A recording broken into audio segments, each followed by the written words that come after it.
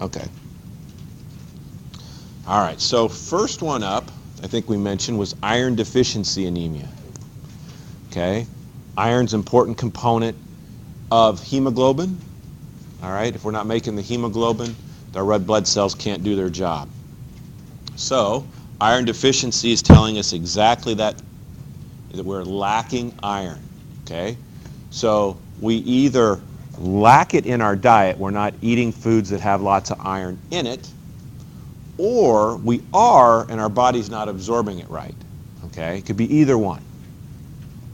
So, the other way we can see iron deficiency anemia, because I don't think haven't quite touched on it yet, but when blood vessels disintegrate, okay, our body recycles the iron, okay? So we don't lose a lot of iron when these blood cells fall apart.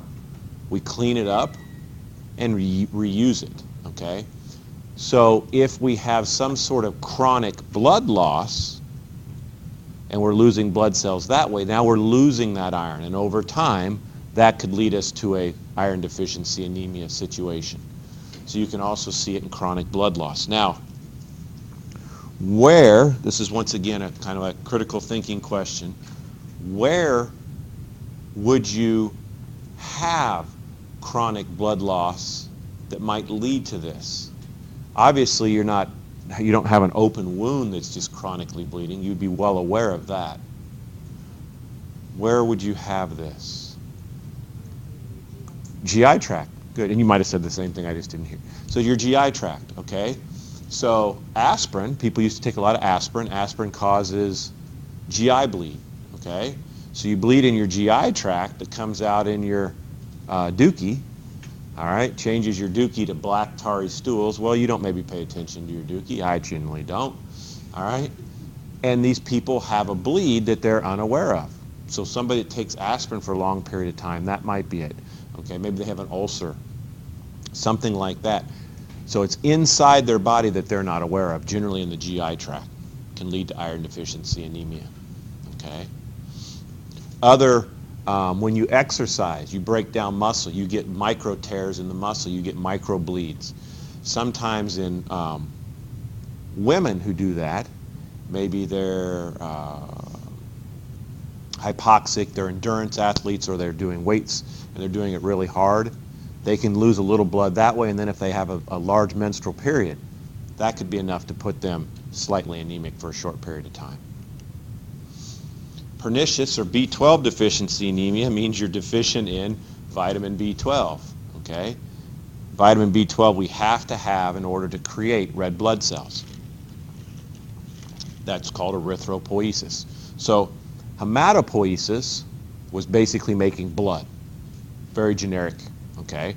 Erythropoiesis is saying we're specifically making the erythrocytes, or the red blood cells, in the blood, okay? So absorption of vitamin B12 requires an intrinsic factor. And the people that have this pernicious vitamin B12 deficiency anemia lack this intrinsic factor, so they don't absorb it. It's usually not they're not getting it in their diet. It's in there, they just can't get it up into their cells. Okay, and so they have this type of anemia. Third type is thalassemia. And hemoglobin has an alpha chain and a beta chain, and they kind of cross each other. Okay? And thalassemia is the inability to produce either the alpha or the beta chain. It's a little bit, there's two kind of different types of thalassemia. There's people with thalassemia from an Asian ethnicity, and they tend to have a problem with the alpha chain. And people from the Mediterranean tend to have a problem with the beta chain. It really doesn't matter. It's like having a cross. It's like saying this bar on the cross is a problem, or this bar on a cross is a problem. And at each end is where we have an iron and we bind an oxygen. Okay? So if one of those arms is gone, then we lose the ability to carry half the oxygen that we normally would. And so that's thalassemia. God, I got something in my eye. And then the last one is sickle cell anemia. This is a problem with the beta chain. There happens to be a mutation, and the beta chain of the hemoglobin falls apart, so it's kind of like thalassemia.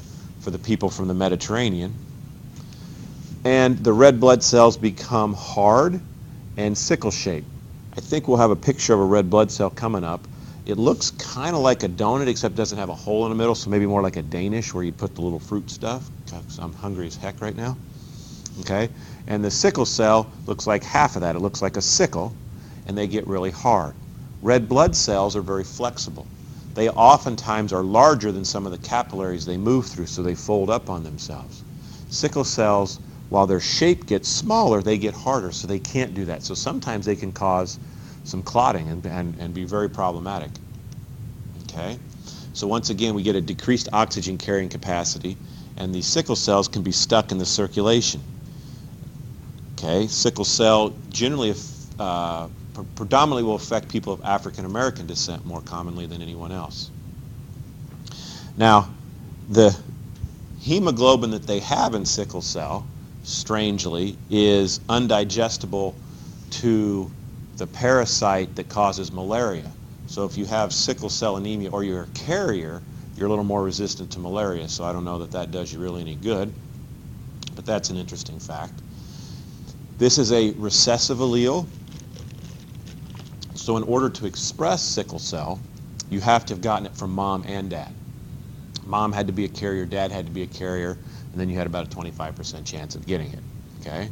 You can have it recessive. One of the parents gave you the different allele, and it isn't expressed. But what's starting to happen is people who are carriers in times of crisis once in a while have expressed the sickle cell trait, and it can become life-threatening. There's a, I can't remember his name anymore, he was a safety for the Steelers, and he was playing at Mile High Stadium, which is, they call it Mile High Stadium because it's a mile elevation, so the air is thin, and he almost died on the field.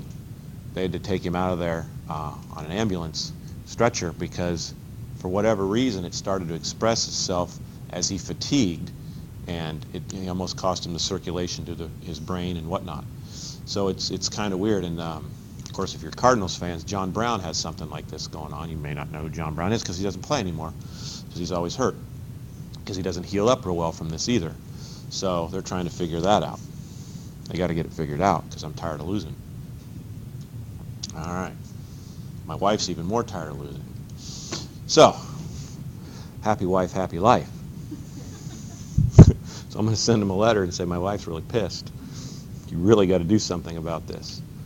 So here's a picture of what a normal RBC looks like. And there's the sickle cell. Okay? So it's half the chain's mutated. And this thing, the difference between the two is while this is flexible, this is hard. Okay? Plus, this can carry more oxygen than that. Okay?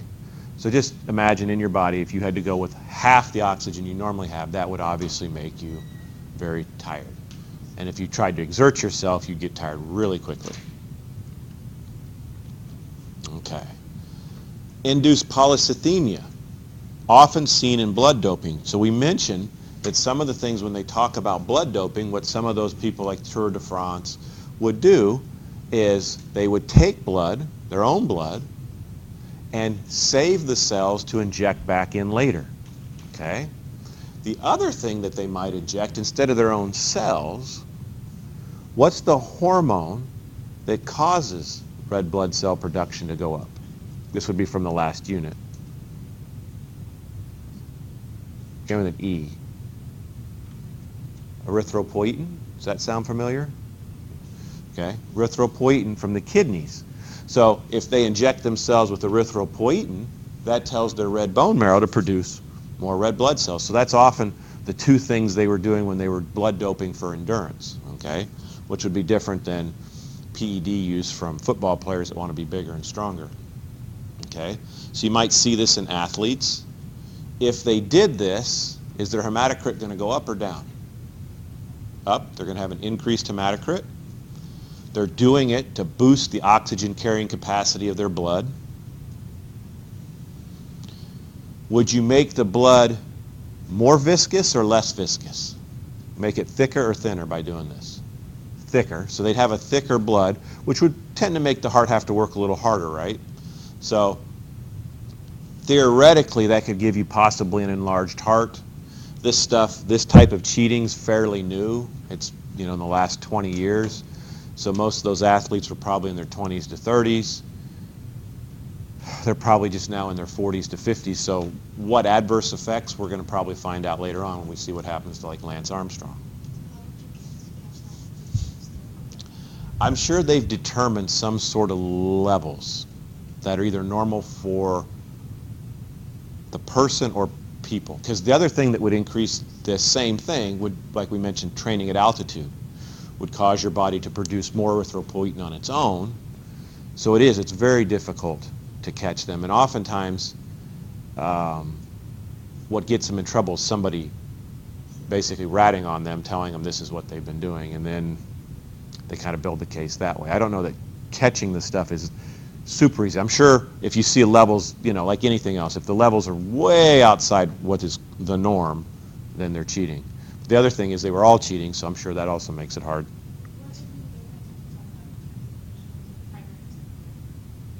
What would be the term?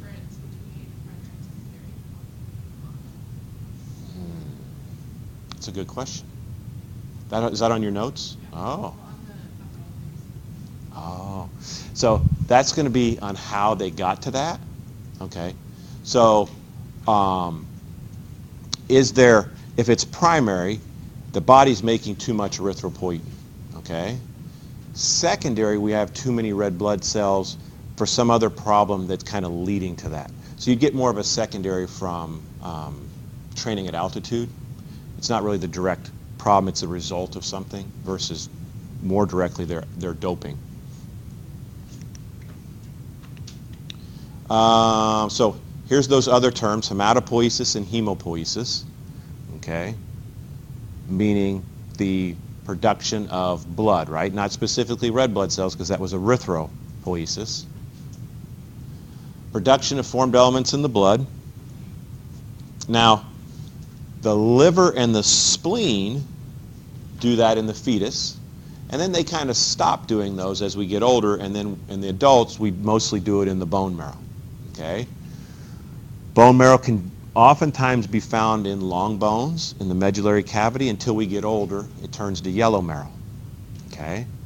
So in children, let's say puberty on down, the diaphysis will have lots of red bone marrow. As we get older, not so much. It'll have fatty marrow, but we'll still always be able to find bone marrow in the spongy bone. Interlaced between those spicules of bone, there's bone marrow there. There are hematopoietic growth factors. These are really easy. They're basically going to stimulate the different types or growth or multiplication. They use proliferation of the different formed elements. So the growth factor that causes the erythrocytes to grow, we already know, is called erythropoietin. Okay. If we wanted the thrombocytes to increase, that would be, what would we want released? Thrombopoietin. Okay.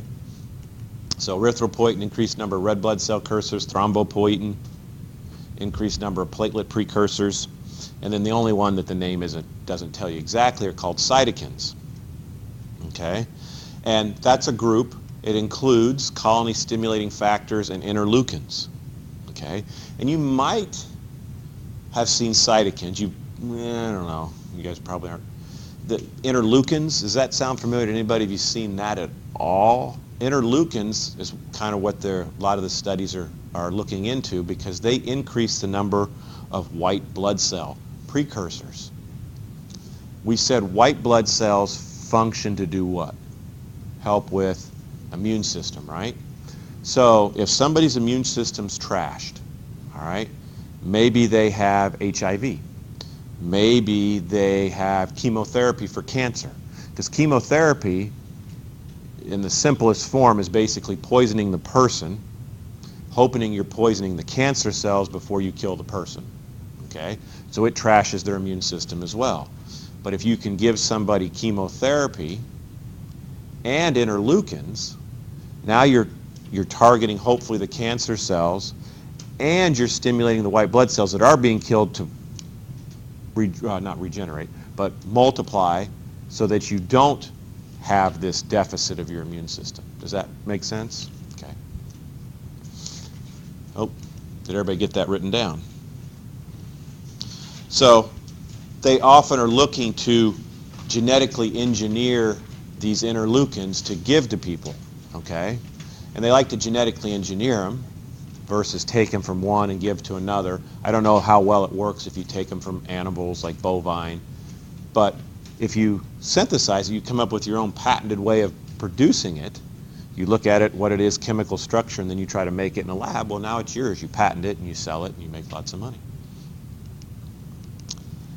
All right, red blood cells.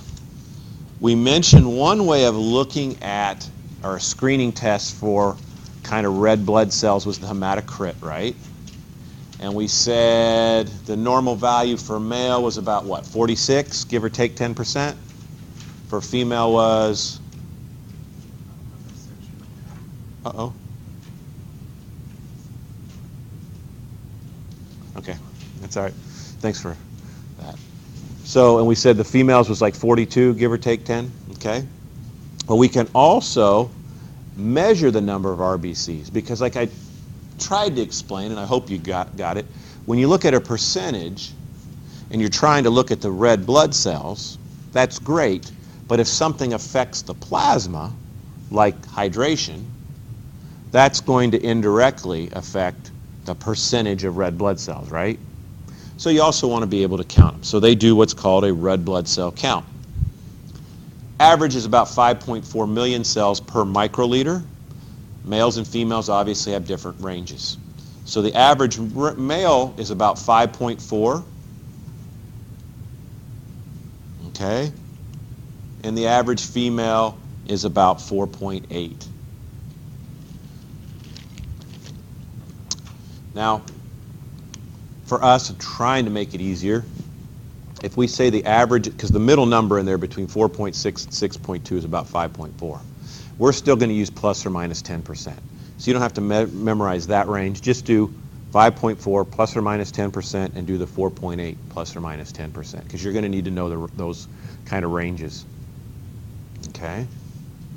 And so we measure these number of RBCs. All right? And if there's too many, that tells us something. If there's too little, that tells us something. These red blood cells are the biconcave discs. We already saw a picture of a healthy one. Red blood cells don't actually have a nucleus, so technically they're not a cell. And they contain hemoglobin, which you guys already knew. Hemoglobin contains two chains. Okay, what were the chains? Alpha and beta, okay? So we've got two alpha chains, two beta chains. Basically, this would be my alpha chain, 1, 2, and then I'd have 1, 2 going beta up and down. They kind of cross each other. Each chain contains a heme, which binds iron. Each iron holds an oxygen, okay? So every hemoglobin molecule can carry 4 oxygen molecules. Okay? So on a red blood cell, we're going to have hemoglobin. Hemoglobin, each hemoglobin molecule can carry 4 oxygen molecules. Does anybody want to take a guess on how many hemoglobin molecules there are with every red blood cell? A lot. That is the answer that is acceptable. Just to give you an idea of how much, 250 million. So each oxygen is carrying a trillion. Each red blood cell is carrying a trillion oxygen, or billion oxygen, not a trillion. Excuse me. Sorry, got lost there. Okay. So we carry lots of oxygen on the red blood cells. Here's that biconcave disc. Here's a vision of bunches of them in there. Here's what it looks like. It's a little smaller in the center. Kind of looks like a Danish. We put a little cherry stuff in there. Okay. So erythropoiesis is the production of the white blood cells? No, red blood cells. Okay, cool. All right. And this is done in the adult, in the red bone marrow. In the kids, it was done where? I know I mentioned it. I know I wasn't going to make a big deal. I just want to make spleen and liver. Good. So adult red blood cell. And the stimulus for this is hypoxia. So hypoxia is kind of a decrease in oxygen. Okay? The kidney picks up on this. Okay? So we get a decrease in oxygen in the kidney. The kidneys become hypoxic. They don't get enough oxygen. They say, hey, this isn't good. Let's produce what? Erythropoietin. Bone marrow starts to produce more red blood cells. Okay? Good. Another count that we can do is called a reticulocyte count. Reticulocytes are immature red blood cells. Okay? So they're less than a week old. Because we don't produce these red blood cells instantly. Just because erythropoietin gets released, we're not making new red blood cells right away. It takes about 7 days to get them out into circulation. Okay? So when we do a reticulocyte count, there are some out in circulation. They get released early. They're like little kids that ran away. But it's only about 1% of all the red blood cells where we see reticulocytes. If we're in a crisis where we're not getting enough oxygen, the body's hypoxic, do you think the number of reticulocytes in circulation will go up or go down? It'll go up, okay? The body will panic a little bit and start kicking them out into circulation a little bit earlier, even though they're not ready, okay? So, best analogy to that, I don't know if any of you guys watch war movies or whatever, history stuff, like World War II, when we're kicking the snot out of Germany in the later stages, they ran out of basically soldiers. They ran out of men from ages 20 to 40. So their soldiers started getting younger, 17, 16, 15, whatever that they could put out there. That's kind of what happens here. In a crisis, if this reticulocyte goes up, it tells you that there's been some sort of diminished oxygen in the body. The body's trying to remedy that, okay? So if we saw too many of these in circulation, we would know that erythropoiesis is under a little bit of a crisis, okay? And that can help us with the diagnosis and treatment for anemia, okay? Too many or too few red blood cells. So if we did our hematocrit and it was low, or we did our red blood cell count and it was low, our diagnosis would be anemia of some sort, okay? We might correlate that with a reticulocyte count as well. We should see an elevated reticulocytes, okay? If we don't, okay, once again, this was a little bit like the thyroid. If we see a low hematocrit and a low red blood cell count, and we don't see elevated reticulocytes, what's that tell you? It tells you the body's not carrying enough oxygen, and it's got to be sending the signals to make more erythropoietin, or it should be.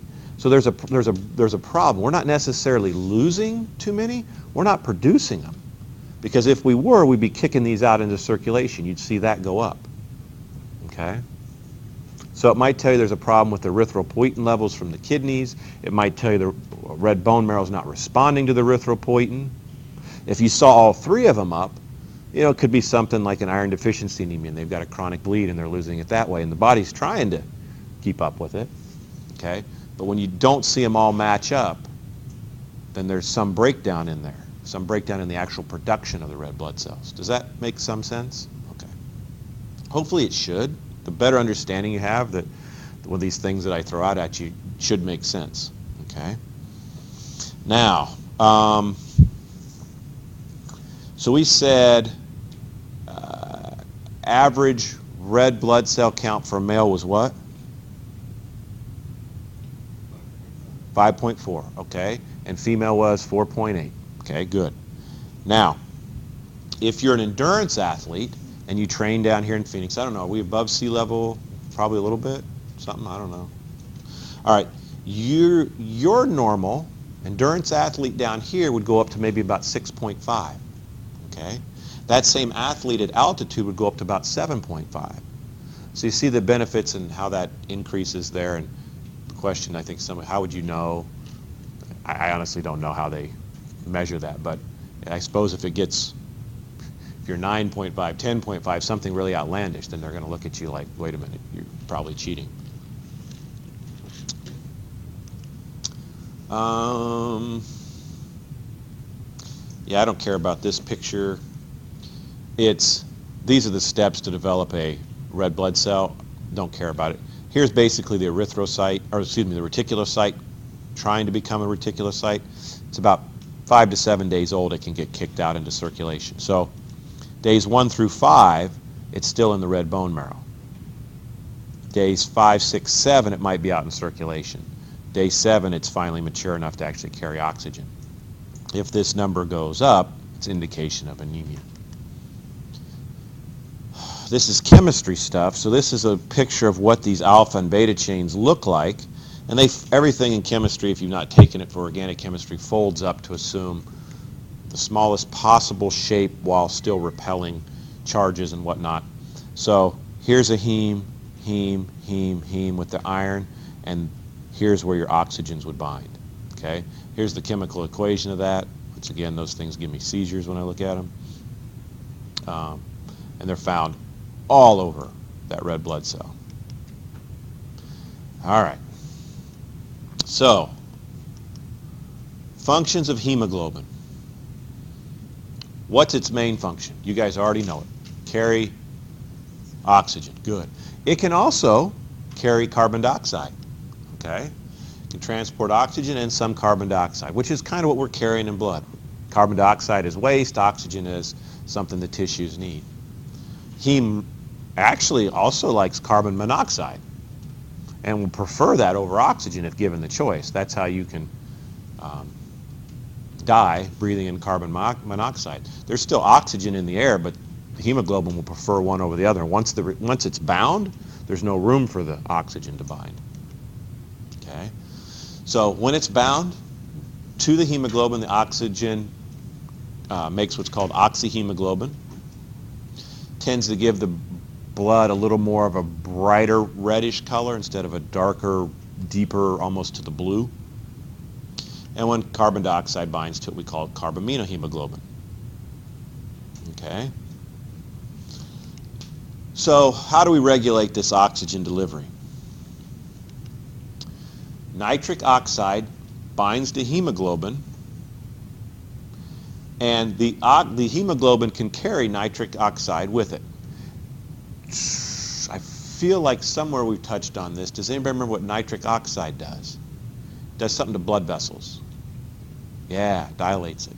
So the hemoglobin can carry this nitric oxide with it, and at points it can let go of the nitric oxide, which causes the blood vessels to dilate. So in a way, some of the blood cells can control the blood vessels on where they want to go. Okay? So when they release the nitric oxide, causes vasodilation. If that blood vessel dilates, then blood's going to go that direction. So it can improve blood flow and enhance the oxygen delivery to an area. And that's just kind of one unique thing the blood can do as far as kind of saying where it wants to go.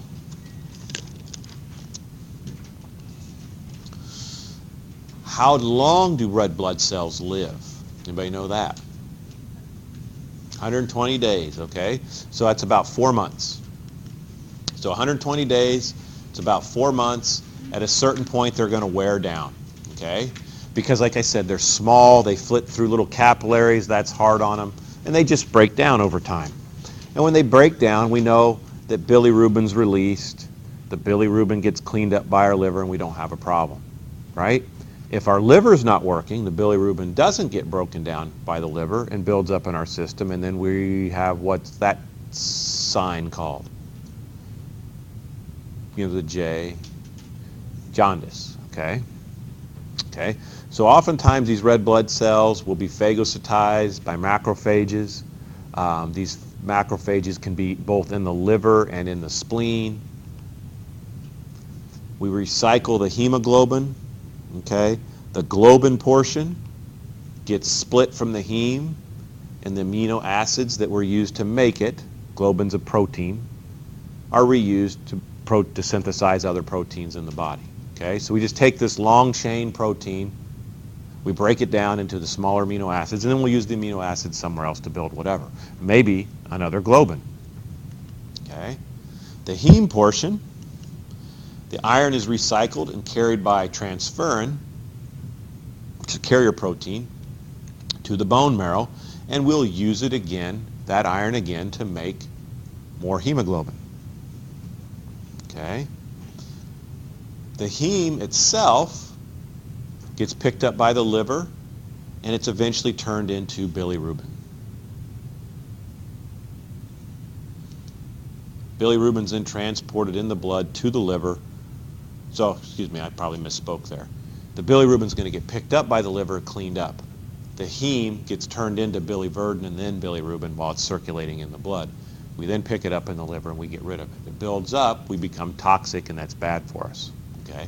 And we'll see that with the jaundice, the yellowing of the skin, and more importantly, the yellowing of the eyes, sclera of the eyes. Good. Okay?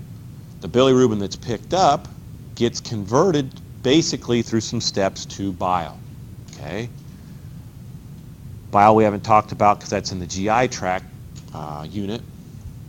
Bile helps us emulsify fats. Okay? So at this point, what it helps you do is it helps you chop up fats into smaller particles. Okay? And then it will get excreted and released with number 2. Okay?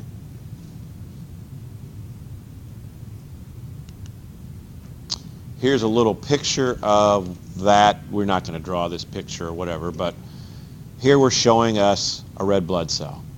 About 10% of them just fall apart driving to and from work in the vasculature. Okay?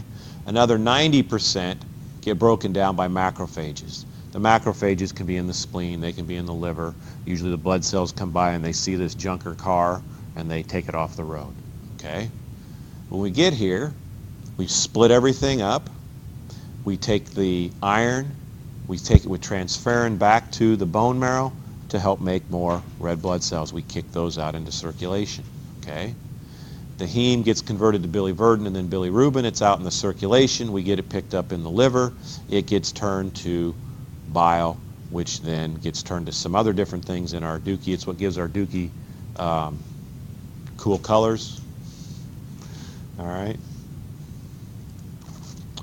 White blood cells. What's the name for white blood cells?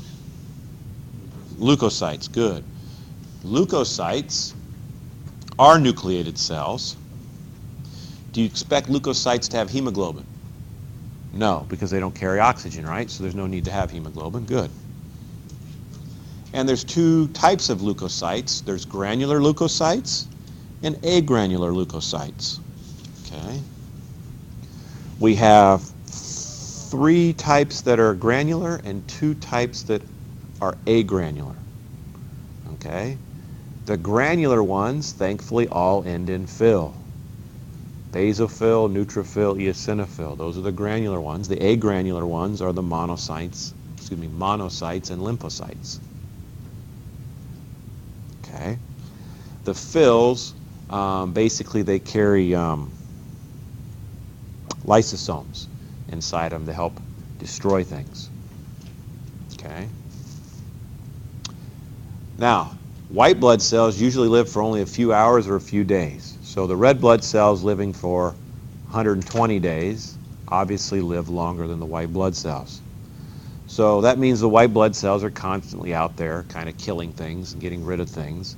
And if we have a challenge, basically we have somehow a bacteria or virus or whatever, then we'll increase the number of white blood cells to match and deal with that. Okay? But that usually takes a little bit of time. And that's why when you kind of get sick, there's this point where you're sick and then your white blood cells catch back up and start winning the war. You can do what's called a white blood cell count. There's usually between 5 and 10,000.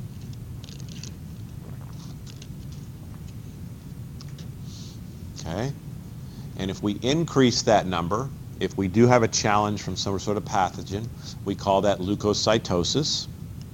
It's an increase in number of white blood cells, and it's a modest increase, okay?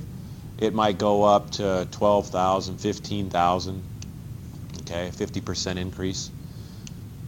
If it goes up way past that, it doubles, it triples, then that's usually something more along the lines of a cancer, like a leukemia, okay? There's an uncontrolled proliferation of the white blood cells, okay? If we have too few white blood cells, we're below that 5,000, that's leukopenia.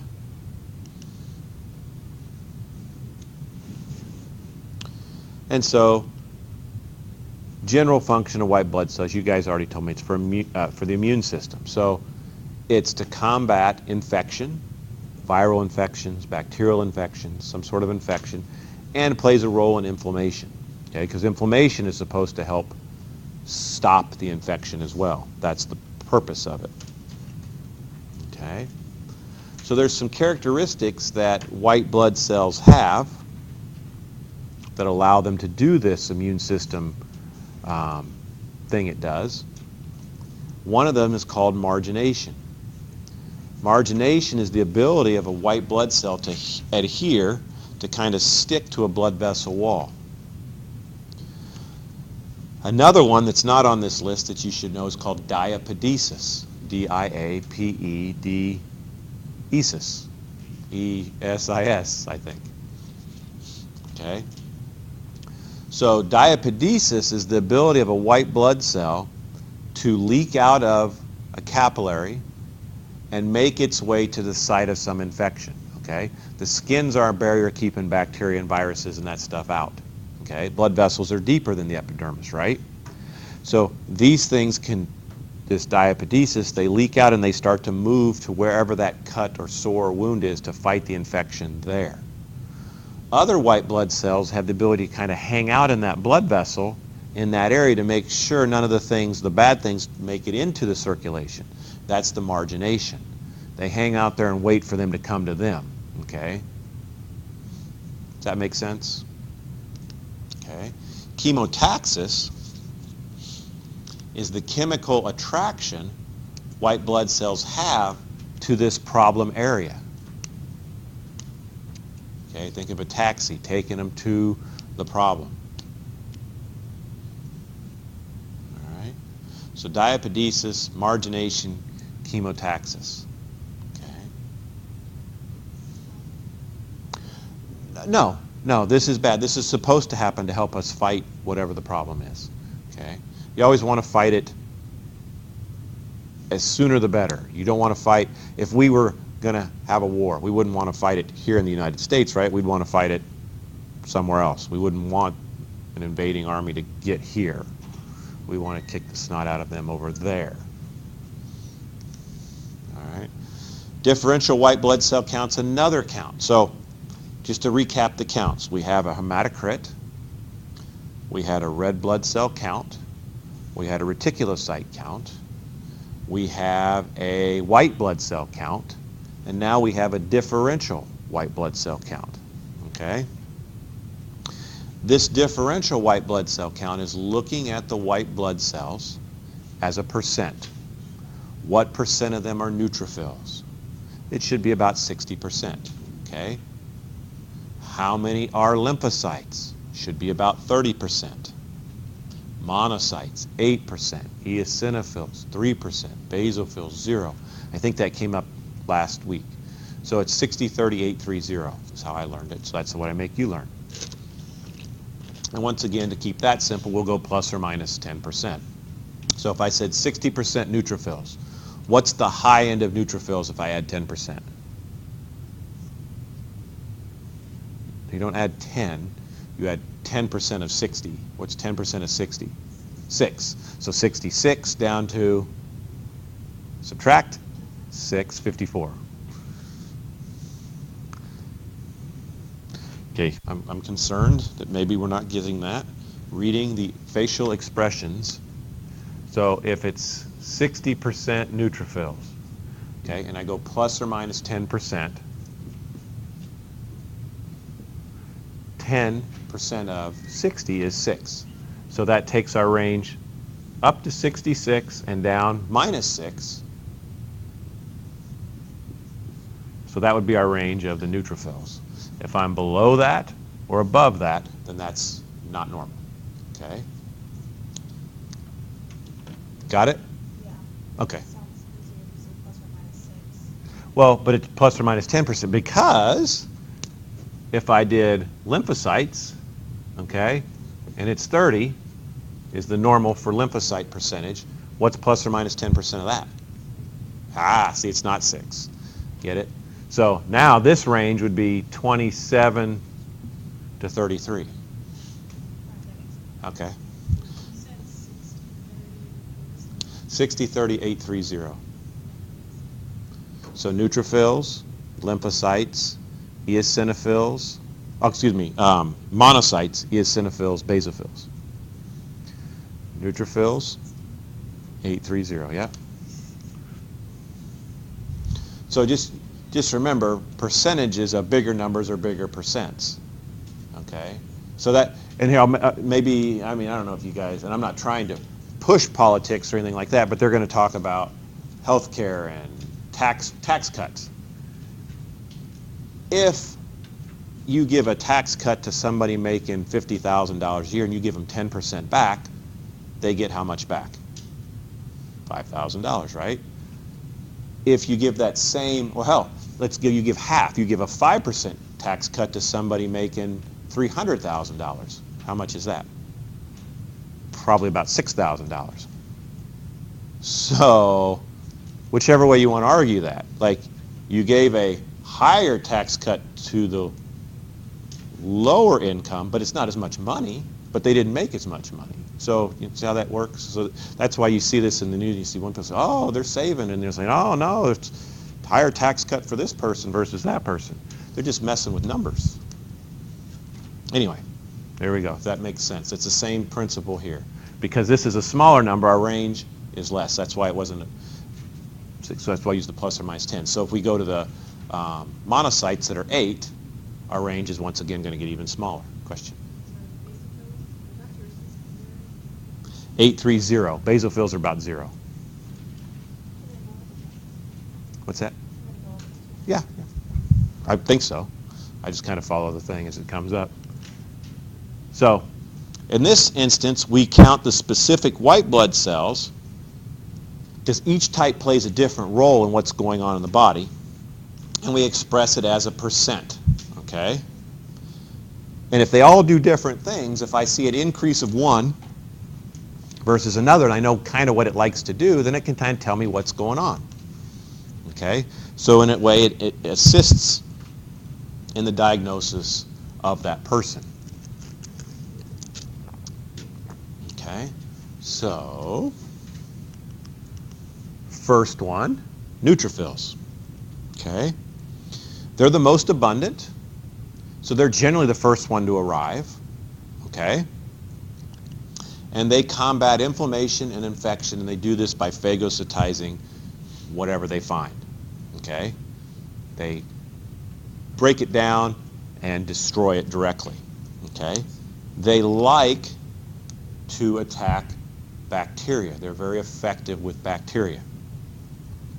They use a substance in the lysosomes that's very close to like peroxide. And so they punch a bunch of holes in the cell membrane and inject this hydrogen peroxide and basically blows it up, trying to make it sound as cool as possible. Okay?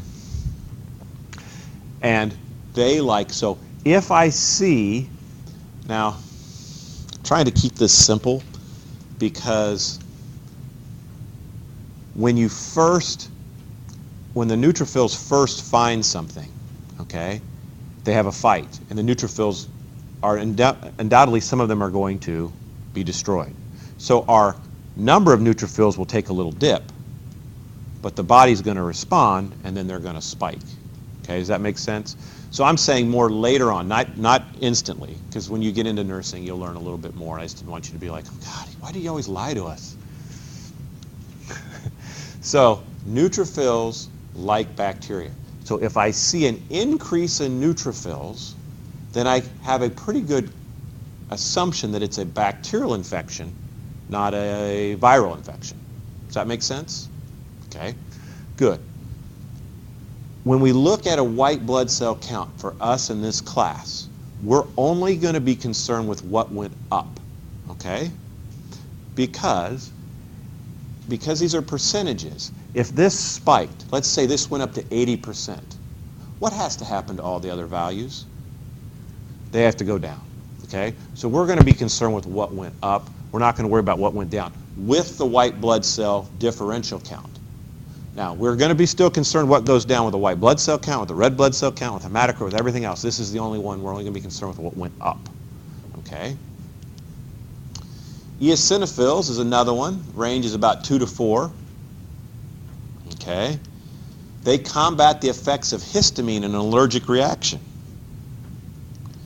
They phagocytize antigen-antibody complexes, and they are most effective for us against parasitic worms. Okay? So, if I saw a spike in eosinophils, it could be an allergic reaction, or it might be a parasite. Okay, you're not 100% sure, but that would be what you'd be leaning towards thinking about, okay? Basophils, about 0%. Similar to mast cells, they release histamine, heparin, and serotonin during allergic reactions, and they intensify the inflammatory response. So basophils would also spike during an allergic reaction.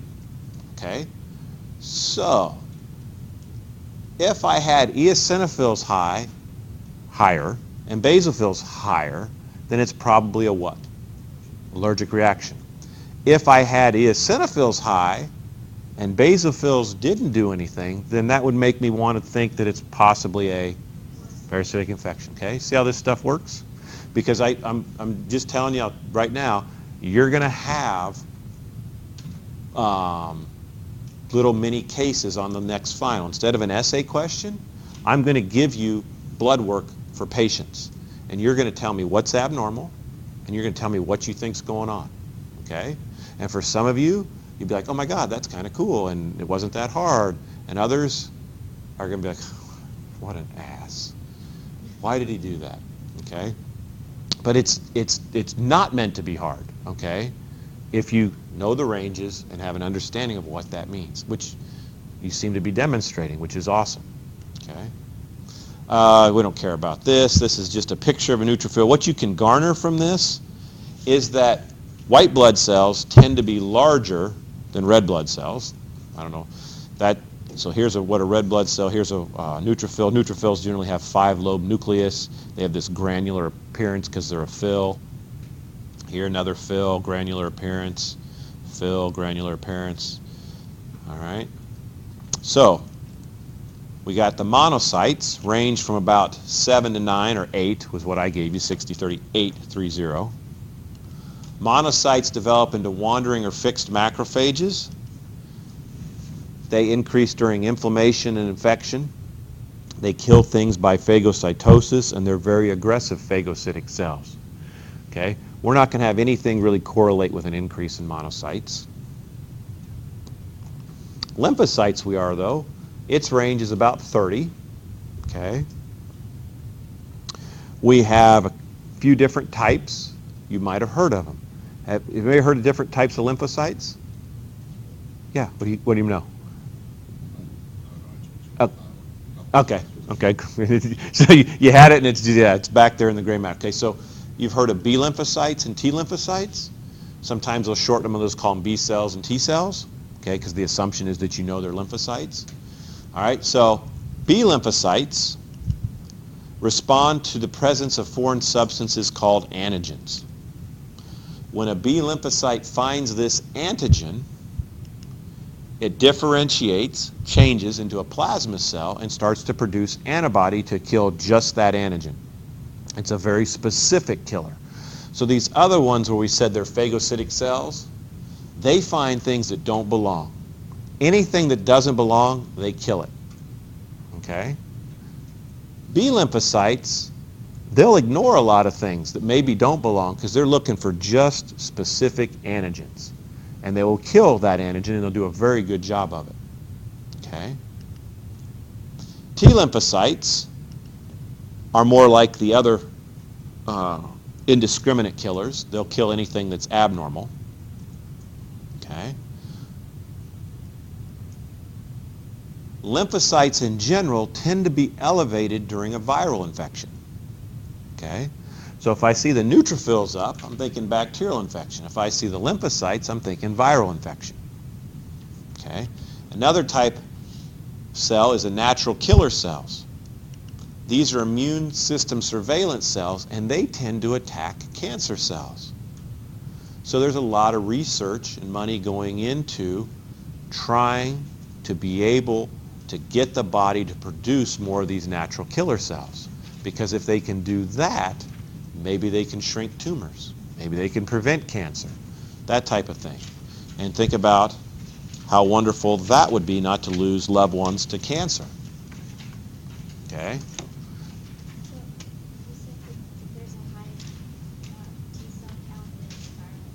Yep.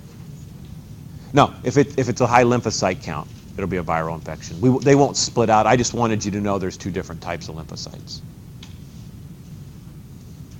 Okay. Monocyte, lymphocyte, we don't care. All right. So an increase in neutrophils would generally be the result of what? Bacterial infection. Okay. Cool. Platelets. What do platelets do? Help the blood clot. Okay, good. So the number of platelets is about 250,000 platelets. Okay, 130 to 360,000 platelets. About 1/3 of these platelets are stored in the spleen. They just sit in the spleen and hang out. Their lifespan's a little longer than a white blood cell, but not nearly as long as a red blood cell, 9 to 10 days. Aged and dead platelets get removed kind of the same way that the red blood cells do, by macrophages in the spleen or the liver. And you guys already knew what they did. They help to stop blood loss by forming what's called a platelet plug. Just what it says. It like plugs the leak in the vessel. Platelets also have granules within them that they'll release that will help promote the clotting process.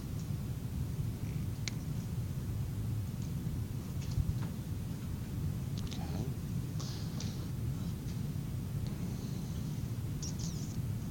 All right. So, you've probably heard of a complete blood count.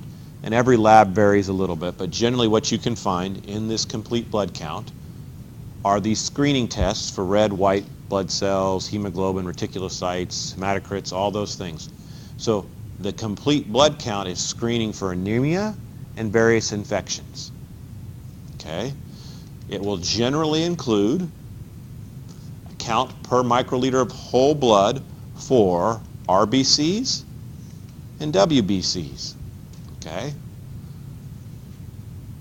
I know you haven't had time to put them into memory or anything. The white blood cell count number, the average for the male was 5.4, the female was 4.8. Good.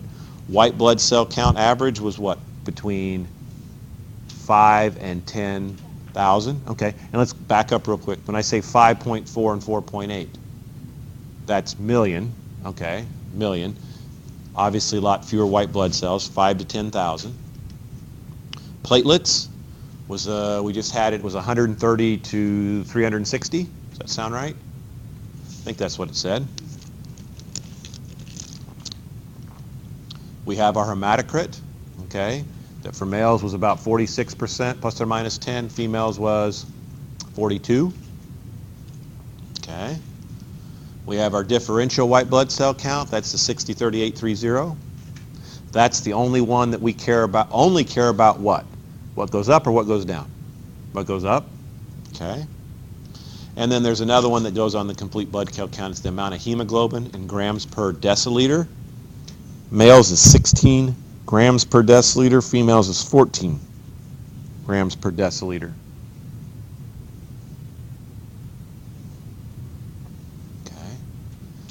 So all those tests give us some information about the infection or anemia.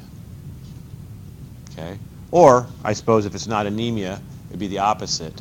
It would be what? What was that term called when there's too many red blood cells? What? Well, blood doping. That was what it could be from. What was it called? Something ptosis. Leukocytosis was white blood cells. Erythrocytosis? Okay, good. Okay. So, I'm telling you, there's going to be probably anywhere from 20 to 30 points. It's going to be knowing those values, telling me what's abnormal and what that means. Okay? So, the question would read something like this. Mary Jane comes into your office. She complains of X, Y, and Z. She thinks maybe whatever. Patients always lie, so we don't listen to them anyway. Her blood work is as follows. Her hematocrit is 32%. Her red blood cell count is 3,000. Her reticulocyte count is 3%. Her neutrophils are 60%. Her lymphocytes are 30%. Blah, blah, blah, blah, blah. What's abnormal? So if you tell me what's abnormal, you're going to get a point, which was what? Anybody catch them? Reticulocyte was up. The red blood cell count was down. The hematocrit was down. So that'd be 1 point for telling me those three things. And then what would you call that? She's got some sort of anemia. There's your other point. Okay? So you see, it's actually not hard, but I get it when you don't see it. Then it is hard, like any other question. Okay? Okay? Good? You guys just died about the 10 o'clock hour. All right, so inflammation. Inflammation is a process the body goes through, and the reason it does it is it's helping to promote healing. Okay? Now, inflammation can be painful. We don't always like inflammation, but it's part of the body's design to help us. Okay? It's from some sort of injury to the cells of a tissue. Okay? It can be trauma. It can be infection. It can be an allergic reaction. Something's compromising the tissue or the cells of that tissue. Okay? And this is what the body does to overcome this injury or this attack, this assault from bacteria, virus, some sort of pathogen. And what it's trying to do is it's trying to restrict the access, or it's trying to restrict the pathogens from moving elsewhere. It's trying to almost quarantine them and stop them right there. Once again, the war analogy. If somebody was invading this country, and they actually land on the shore, or when we had D-Day and we attacked Germany and we're taking the beach in Normandy, they're trying to stop us right there at the beach. Okay? We're trying to get past that. This is trying to stop whatever that pathogen is right then and there. Okay? Sequester it, keep it there, kill it. Okay? So the inflammation is helping to mobilize our body's defenses and then start to kind of repair the area, because after any kind of war zone, any kind of fighting, cells, tissues are all going to be dead and damaged, and we got to clean them up. Hopefully heal some stuff through regeneration, and if not, by fibrosis, right? Which was regeneration, we replace whatever dead and damaged cell with the same type of cell, right? Fibrosis, the dead and damaged cells are replaced by scar tissue, which is primarily what fiber? Collagen. Okay. 5 cardinal signs of inflammation. All right. You guys would know if you had something on your elbow, you've been bit, cut.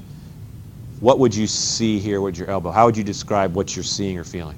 It'd be swollen, puffy. Would it be painful? Yeah, it'd be painful. Would it be hot? Yeah. Okay, be red. There we go. So those are the 5 cardinal signs. They just happen to give them funky names. Rubor, dolor, calor, tumor. Okay, so we have to kind of know what those mean. Rubor means red. Dolor means pain. Calor means hot or heat. And tumor means swollen. And then the 5th one is generally you lose function. Your elbow, you don't want to move it. It hurts to move it.